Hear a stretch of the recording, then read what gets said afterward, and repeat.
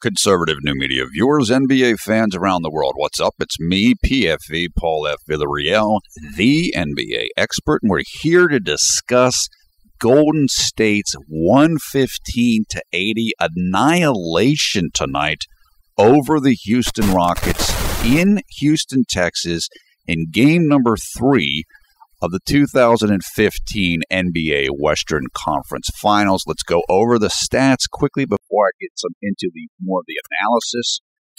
For the losing Rockets, they were led by James Harden with 17 points, 3 rebounds, and 4 assists. However, Harden shot just 3 of 16 from the field. Imagine that's not up to MVP candidate standards, and it really didn't give Houston much of a chance to compete. Dwight Howard, 14 points, 14 rebounds. He was probably the best Rocket on the floor tonight, except perhaps with the exception of Josh Smith, who had 16 points, 8 rebounds, and 4 assists himself. Finally, off the bench, Corey Brewer added 13 points and 3 steals. Turning to the victorious Warriors, Steph Curry, the MVP for the 2014-2015 season, 40 points, 5 rebounds, 7 assists, and 2 steals. In terms of plus-minus, which means how many points your team scores versus how many are given up by your team when you are on the court, Steph Curry was a plus 33 in this game, meaning that the Warriors outscored Houston by 33 points whenever Steph Curry was on the floor. Truly an MVP performance there in a clutch situation. Draymond Green, 17 points, 13 rebounds, 5 assists. Andrew Bogut with a double-double as well, 12 points, 12 rebounds. Klay Thompson finally starting to find his groove in this stroke after struggling in the first 2 games of it, 17 points, 3 rebounds, 5 assists. Why was this game won? It was won on a whole bunch of different factors, but honestly, Golden State just overwhelmed Houston. They just put their foot down tonight and said, we're the better team, we're going to play better on your court, and we're going to essentially end this series. You're down 3-0. I can't remember. I don't think it's ever been done in the NBA. It's been done like Yankees versus Red Sox, but I don't think any team has ever come back from an 0-3 deficit. And Houston is not going to be the first team to do it. I'll just say that right now. What I said this on Twitter. I don't know. I didn't say it in the last video, but I did say it on Twitter before this game. The Warriors during this playoff run play better on the road than they play at home. And I was listening to the commentary of someone who covers them, and what he said was essentially when the Warriors play at home, they kind of get too much into pleasing the crowd. They play a little bit more street ball style, kind of loosey-goosey and dramatically. But when they're on the road, they're more focused. They're not trying to play to the crowd, their home crowd, and they just get down to business. And that's exactly what they did in this game, and they locked up Houston defensively, allowing the Rockets to shoot only 34% from the field while they themselves shot 45%. They also dominated Houston in rebounding. Golden State 60 rebounds, Houston 39.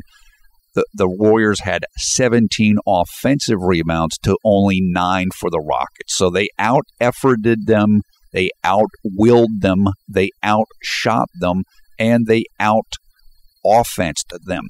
And what I mean by that is they played a smooth, fluid offense. They had 26 assists in this game, did the Warriors.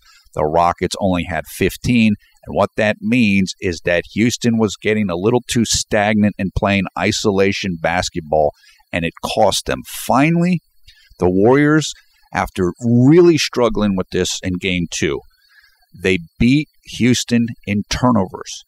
The Warriors had 14 turnovers, which is very good, but it only led to 8 points by Houston. whereas Houston had 15 turnovers, which isn't terrible, but it led to 24 points by the Warriors. That is a plus 16 edge for the Warriors.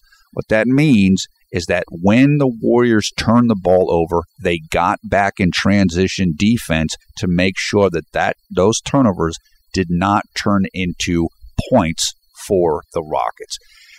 This was a performance that pretty much tells you that Curry's the MVP, not James Harden. Houston they just can't stand up to this level of a team. And I said it before and I'll say it again. Houston isn't getting almost anything out of their point guard position. And Patrick Beverley, of course, the starter, is missing, and he's missed greatly in this series, particularly for his defense against Curry. But the Rockets are not getting enough offense and playmaking from their point guard position. And there's a player who used to play for them a year ago, whose name I won't mention, that probably could be helping out right now. But he's not there, and he can't help them. Also, this series is essentially over, as I mentioned. The Rockets aren't coming back. What they have to try to do now is try to save some face, try to have some pride, have some guts, and come back and take Game 4 so that they are not swept. Now, if I have to pick, I'm going to tell you that I think the Warriors are going to sweep this series. But if you're a Rockets fan or if you're a Rockets player, you don't want the Warriors to win on your home court. Make the series go at least 5 games. So we'll be looking to see in Game 4 if Houston can come out and suck it up and say, okay, we're going to lay it all on the line in Game number 4 the way that we were not able to do in Game number 3. This display by the Warriors pretty much certifies them as the clear title favorite. I do believe, based upon my researching of statistics of this playoffs, a lot of studying, I do think that the Cavaliers can give the Warriors a fight in the finals. In fact, there's probably some chance that the Cavaliers are capable of defeating the Warriors, and I do think that the Cavaliers will defeat the Hawks and move on to the finals. It's going to be tough, though. But the reason why I say that is the Cavaliers are playing phenomenal defense right now. Exceptional defense. And they're going to need it if they're going to have a chance against the Warriors. The Warriors will be the favorite, and they should be the favorite. And we saw that tonight with their absolute obliteration of the Houston Rockets and MVP contender James Harden. That is it for now. We are looking very forward to game number 3 tomorrow between the Atlanta Hawks and the Cleveland Cavaliers. I guess Kyle Korver is out because of an injury to his ankle. That is very unfortunate. Feel bad for the Hawks. They're all banged up, and it's just not coming together for them at the right time. Okay, we will try to get you information to check out highlights of this game in the video description below the video player. Also, there will be information of how you can come follow us on Twitter, how you can come join the Conservative New Media Facebook group, which has over 4,000 members and counting. We'd love to come and talk to you on Twitter. We talk there every night. We were there tonight, or not every night, but many nights. So we hope you can come and join that. Thumbs up, thumbs down on this video. Hope everybody's having a great night, a great day, wherever you are around the world when you watch this video. Hope you're enjoying the NBA playoffs as much as we are. We're very much looking forward to the Warriors and the Cavaliers taking care of business so that we can see the looming finals between LeBron James and his Cleveland Cavaliers and hopefully Kyrie Irving and Steph Curry, Klay Thompson, Draymond Green, and the rest of the powerful Golden State Warriors. That matchup, if and when it happens, is going to feature 2 rookie coaches between Steve Kerr for the Warriors and David Blatt for the Cleveland Cavaliers. That is it for now. We'll be looking for you. Hopefully tomorrow we'll be able to get another one of these videos up. Take care, and we will talk to you again shortly.